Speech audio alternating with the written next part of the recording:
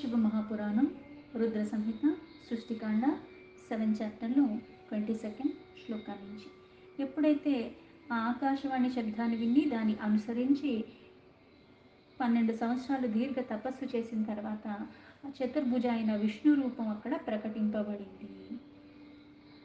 అది చూసి చాలా ఆనందానికి లోనయ్యాడు. ఆ రూపం శంఖచక్ర గదా పద్మాలు ధరించి ఉన్నది. పీతాంబర వస్త్రాలు ధరించి శోభాయమానంగా ఉన్నది. మాయయా మోహితః శంభోస్తథా లీలాత్మనః ప్రభుః అవిజ్ఞాయ స్వజనకం తమవాచం మహర్షితః.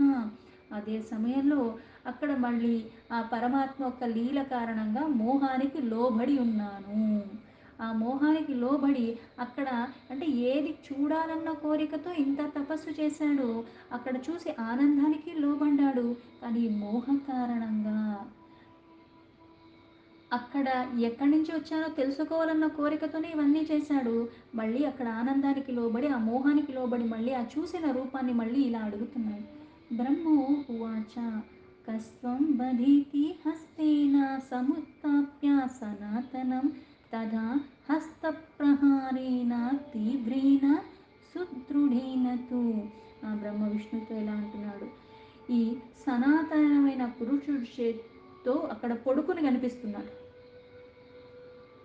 అంటే ఎక్కడి నుంచైతే ఆయన నాభి నుంచి వచ్చిన కమలంలో ఆ కమలంలో సృష్టింపజేసి తీసుకొచ్చి అక్కడ వేశాడు. అయితే అప్పుడు కనిపించలేదు. నీళ్ళల్లో పడుకుని ఉన్నాడు ఆ నారాయణుడు, అప్పుడు కనిపించలేదు. ఆ నాళాన్ని పట్టుకుని కిందకు దాకా వెళ్ళాడు. కొన్ని సంవత్సరాలు కిందకు వెళ్ళాడు కానీ అయినా కనిపించలేదు. మళ్ళీ అదే నాళాన్ని పట్టుకుని కొన్ని సంవత్సరాలు పైకి వచ్చాడు కానీ మళ్ళీ కనిపించలేదు. ఇంకా ఏమి చెయ్యాలో తోచక మళ్ళీ ఆ శివస్మరణ చెయ్యగానే ఆకాశవాణి తపస్సు చేయమని వినిపించింది. ఆ తపస్సు చేశాక అప్పుడు ప్రకటింపబడ్డాడు. అయితే ఈ ప్రకటింపబడిన ఈ పురుషుడు ఎలా ఉన్నాడు అంటే పడుకుని ఉన్నాడు నారాయణుడు నీళ్ళల్లో.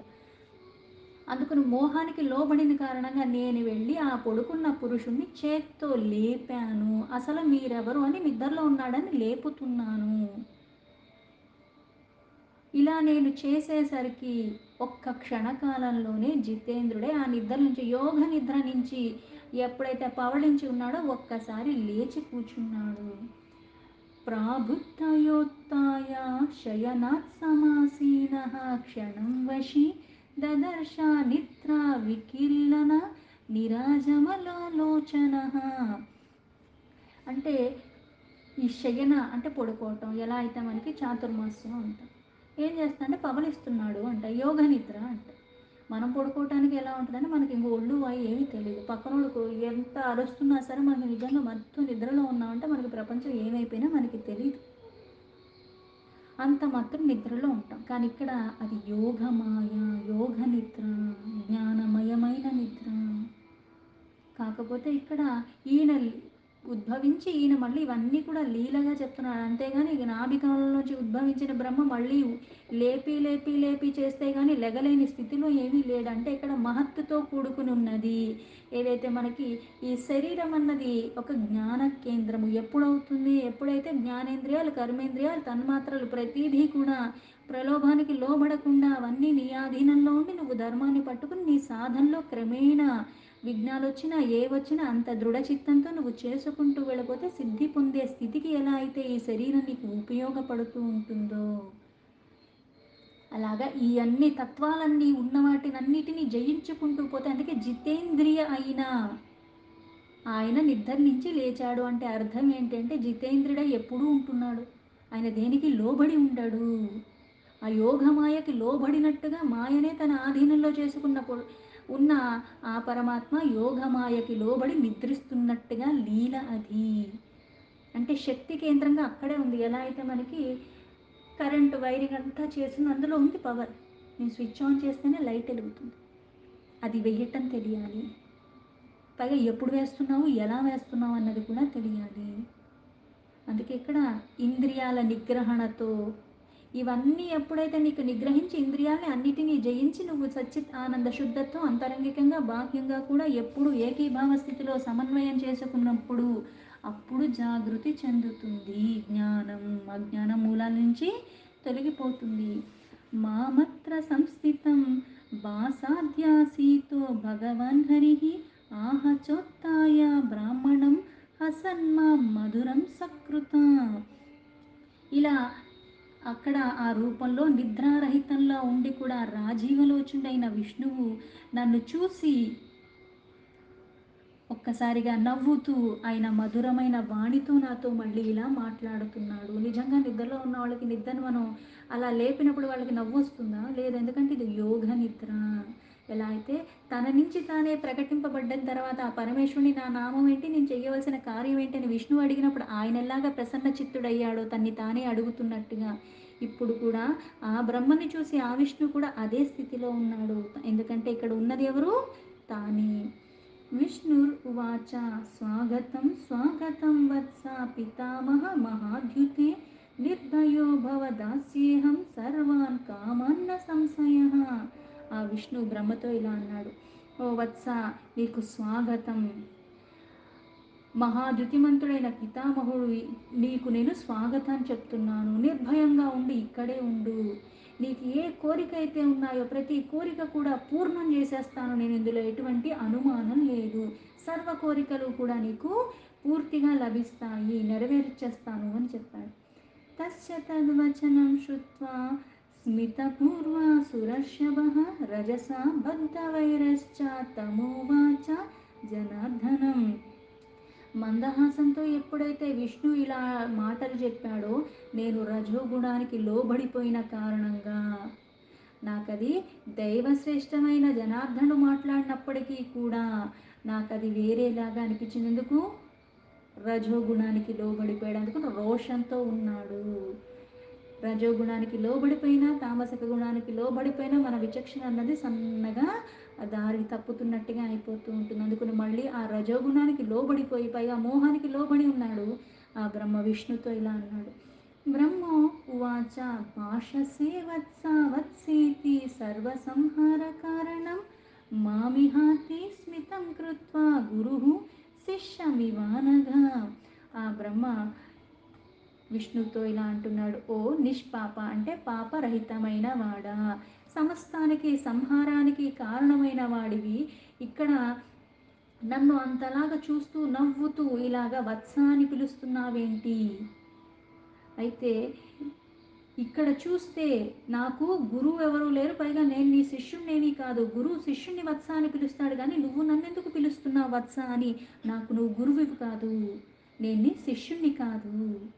కర్తారం జగతాం సాక్షాత్ ప్రకృతిశ్చ ప్రవర్తకం సనాతనామజం విష్ణుం విరిజ్యం విష్ణు సంభవం.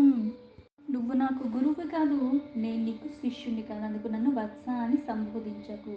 ఈ సంసారానికి సాక్షాత్ కర్తని నేను, అలాగే ప్రాకృతికి నేను మూలమైన వాడిని, అంటే ఈ జగత్తు ఉత్పత్తికి మూలమైన వాడిని, పైగా సనాతుణ్ణి నేను, పైగా నేను ఆజన్మరహితుణ్ణి,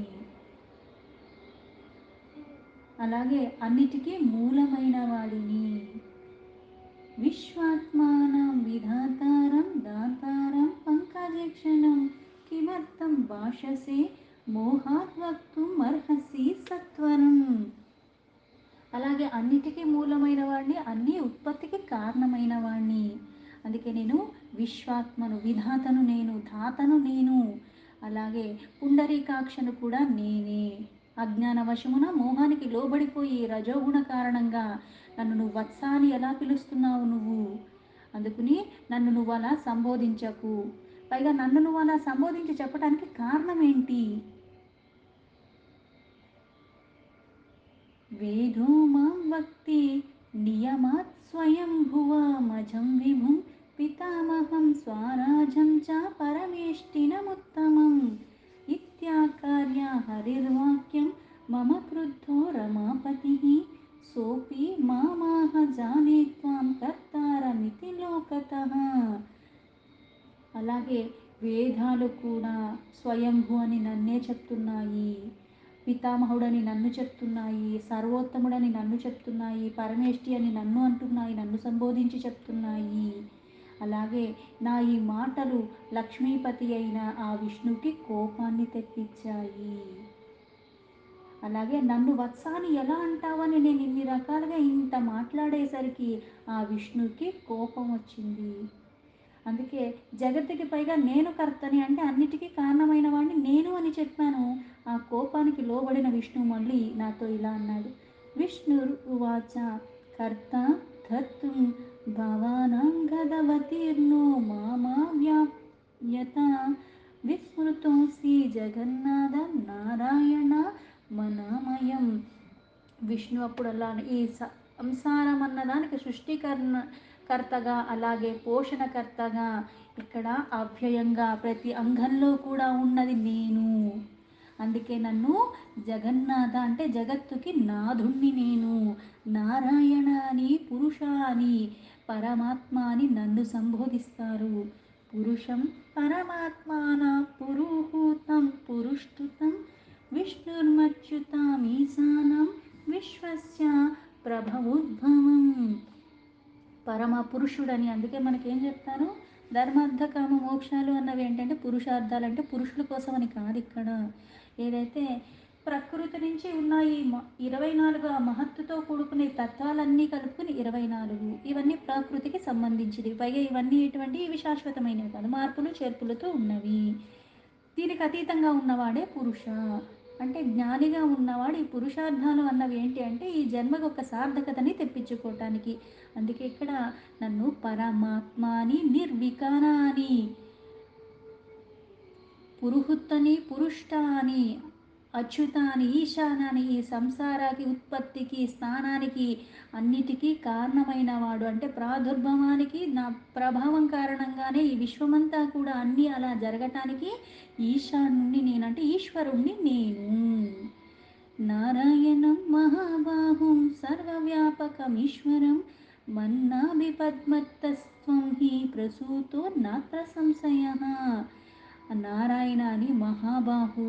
ఇప్పుడు మన బాహువులు చేతులతో ఏం చేస్తాడు, దేన్నన్నా ఎత్తి నాకన్నా బలం ఉన్నవాడంటే ఇంకొంచెం బలమైన దాన్ని ఎత్తగలడు. అయితే ఇక్కడ అన్నిటికీ ఆధారమైన వాడు కాబట్టి మహాబాహువులు ఎందుకు అన్నీ అలా వ్యవస్థలో ఉండటానికి కారణమైన వాడు, సర్వవ్యాపిగా ఉన్నవాడు.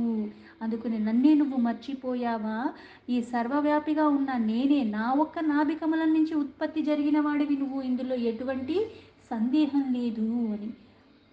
తవాపరాధో నాస్త్యత్ర త్వయి మాయా కృతం మమ శృణు సత్యం చతుర్వక్త్ర సర్వదేవేశ్వరో అహం. ఈ విషయం నువ్వు అపరాధం,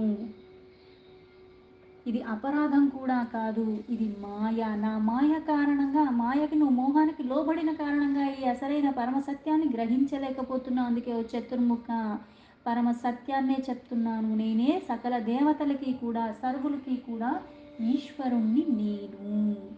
కర్త హర్త చ భర్త చానామయస్తి సమో విభు అహమేవ పరం బ్రహ్మ పరం తత్వం పితామహ. నేనే కర్త అంటే ప్రతి ఒక్క కార్యం జరగటానికి కారణం నేను. హర్త అంటే ప్రతిదాన్ని తొలగించేవాడిని నేను. భర్త ప్రతిదానికి పోషణగా భరించడానికి కారణము, దాన్ని నేను అలా ఉండేలాగా చేస్తున్నది నేను. అందుకు నాతో సమానమైన శక్తివంతుడన్నవాడు ఇంకొకడు లేనే లేడు. అందుకే ఓ పితామహ బ్రహ్మ, ఆ పరబ్రహ్మ పరతత్వం ఏంటో తెలుసుకో, అది నేనే. అహమేవ పరం జ్యోతి పరమాత్మా త్వహం విభు అధ్యాదుష్టం శృతం సర్వ జగత్ యస్మిన్ చరాచరం. ఈ పరమ జ్యోతి రూపంలో ఆ పరమాత్మైన ప్రతిదానికి ఆధారమైన నేను. అందుకే ఈ జగత్తులో చరాచర ఏదైతే కనిపిస్తున్నాయో కదిలేవి కదలలేనివి సకల జీవరాశి సముదాయం కూడా నా వల్లే ఉన్నాయి. ఏదైతే కనిపిస్తుందో అవన్నిటికీ కారణం నేను. అంటే దేనికైతే కనిపిస్తున్న కళ్ళకి కనిపించే రూపము, చెవులకి వినిపించేవి ఇవన్నీ కూడా నా వల్లే జరుగుతున్నాయి. తత్తద్విధిం చతుర్వక్త్ర సర్వం మన్మయామిత్యర్యత మయా సృష్టం పురా వ్యక్తం చతుర్వింశతి తత్వకం. అందుకే ఓ చతుర్ముఖ, ఇప్పుడు నేను ఏదైతే చెప్పానో నేనే సర్వవ్యాపిగా అంతా వ్యాపించి ఉన్నాను, ఇది నువ్వు తెలుసుకో. నేనే సృష్టికి ప్రథమంగా వచ్చిన వాడిని, అలాగే ఈ 24 తత్వాల్లో అవ్యక్తంగా ఉండి ఆ తత్వాల్ని రచించిన వాడిని నేను. అందుకే ఆ తత్వాలకి అతీతంగా ఉన్నవాడిని నేను.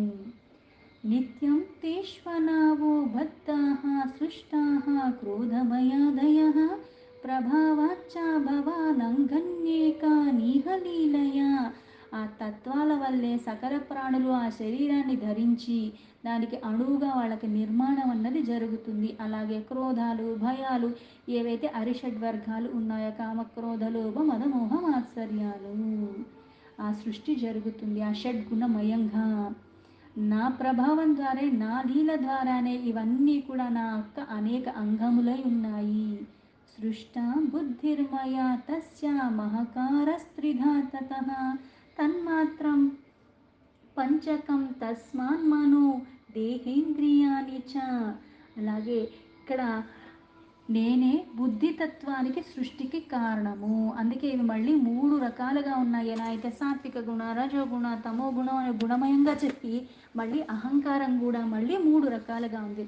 సాత్విక అహంకారం, రజో గుణ అహంకారం, మళ్ళీ తామస అహంకారం. వాటికి కారణం నేను, ఆ గుణాలకి మళ్ళీ అహంకారానికి ఉత్పత్తి జరగటానికి.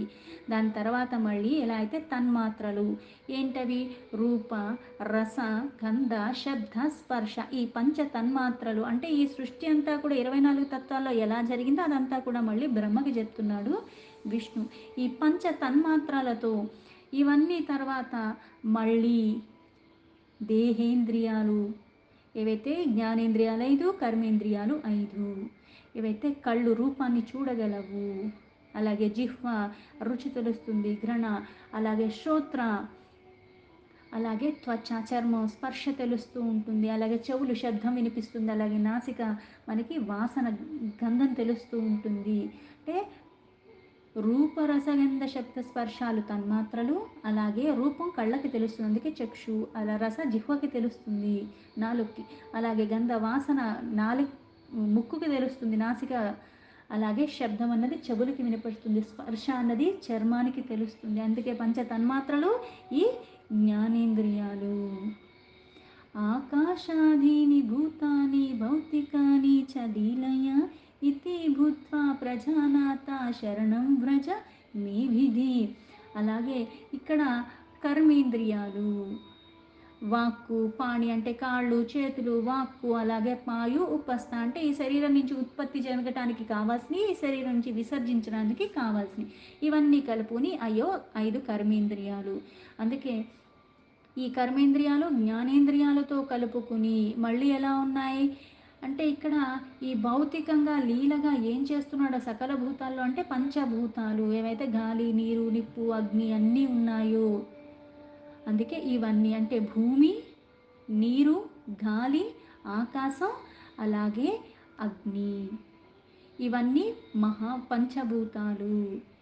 ఈ భౌతిక పదార్థాలన్నీ కూడా మళ్ళీ ఈ తన్మాత్రలతో మళ్ళీ వీటితోనే కలయికతో ఉన్నాయి. అందుకే అన్ని పదార్థాల ఒక రచన లీలగా తత్వాలతో కూడుకుని నేను చేశాను అని చెప్పాడు. అహం త్వా సర్వదుఃఖేభ్యో రక్షిష్యామి న సంశయ. అందుకే ఓ బ్రహ్మ ఇక్కడ లీలగా ఇవన్నీ తత్వాలతో కూడుకుని ఆ సృష్టిని మొత్తం చేసింది నేను. ఇది తెలుసుకుని నా శరణులోకి రా, అప్పుడే దుఃఖాల నుంచి నీకు రక్షణ అన్నది నీకు సర్వత్రా లభిస్తుంది. ఇందులో ఎటువంటి అనుమానం లేదంటే ఇక్కడ బ్రహ్మకి రక్షణ కల్పిస్తామని కాదు. ఎప్పుడైతే నీ జ్ఞానేంద్రియాల్ని నీ కర్మేంద్రియాల్ని అలాగే దాని తన్మాత్రల్ని కూడా నువ్వు జయిస్తావు, అందుకే జితేంద్రియ అయిన స్థితి, వీటికి నువ్వు లోబడకుండా ఉండాలి, స్థిరత్వంతో ఉండాలి, చంచలత్వం లేకుండా ఉండాలి. అప్పుడు జ్ఞానం అన్నది బీజం నీకు చిగురుస్తూ ఉంటుంది. లేకపోతే ఈ మోహాలకి లోబడిపోయి మాయా ప్రపంచమే శాశ్వతం అనుకుని వాటిలోనే తట్టుమిట్టాడుతూ ఏం చేస్తూ ఉంటాం అంటే ఇంకా ఇంకా ఊబిలో కూరుకున్నట్టుగా బ్రతికేస్తూ ఉంటాము, అజ్ఞానంలో ఉండిపోతాము. ఆ పరతత్వాన్ని తెలుసుకునే ప్రయత్నాన్ని కొనసాగిస్తున్నంత మాత్రాన అన్నీ తెలిసిపోతాయని కాదు, కానీ ఏవైతే మన కళ్ళు అంటే రూపాలన్నీ కనిపిస్తూ ఉంటాయి కానీ అన్నిటికీ పరంగా ఉన్న పరమాత్మ అసలైనది అన్నది ఎప్పుడూ గ్రహిస్తూ ఉండాలి. అలాగే నాలుగుకి కానీ శబ్దానికి కానీ దేనికి లోబడకుండా ఉండాలి. ఈ జ్ఞానేంద్రియాలు కర్మేంద్రియాలు ఎల్లవేళలా ఇన్ని పదార్థాల్లో ఉన్నది లీలగా ఆ పరమాత్మే అన్న పరమ సత్యాన్ని గ్రహించి ఉండి, ఆ పరమాత్మని శరణు వేడుకున్నవాడు ఈ భవసాగరంలో అయిన దుఃఖాల నుంచి బయటపడతాడు. లేకపోతే ఎండకి, వానకి అన్నిటికీ కూడా దుఃఖప్రాయంగా ఉంటది. ఎందుకంటే శరీరాన్ని నువ్వు భోగప్రాయంగా ఉన్నావు కాబట్టి నీకన్నీ కష్టంగా అనిపిస్తాయి. ఏది చేయకుండా అన్ని సుఖాలు కావాలన్న కోరికతో ఉంటావు గానీ శరీరాన్ని కష్టపెడటానికి ఇష్టపడవు. దేనికి లోబడకుండా ఆ శరీరాన్ని ఎంత వినియోగించుకోవాలో అంత వినియోగించుకుంటేనే ఇవన్నీ నీ ఆధీనంలో వస్తాయి. ఆధీనంలోకి వచ్చినప్పుడు దుఃఖాలన్నీ తొలగిపోతాయి. అందుకే ఇయన్నీ పరమసత్యాన్ని తెలుసుకుని అప్పుడు నన్నే నువ్వు ఆశ్రయించు త్రికరణ శుద్ధిగా. అప్పుడు దుఃఖాలన్నీ తొలగిపోతాయి. అందులో ఎటువంటి అనుమానం లేదు అని చెప్పాడు. దీంతో శివమహాపురాణం రుద్ర సంహిత సృష్టికాండలో 7th చాప్టర్లో 42 శ్లోకాస్ సంపూర్ణం.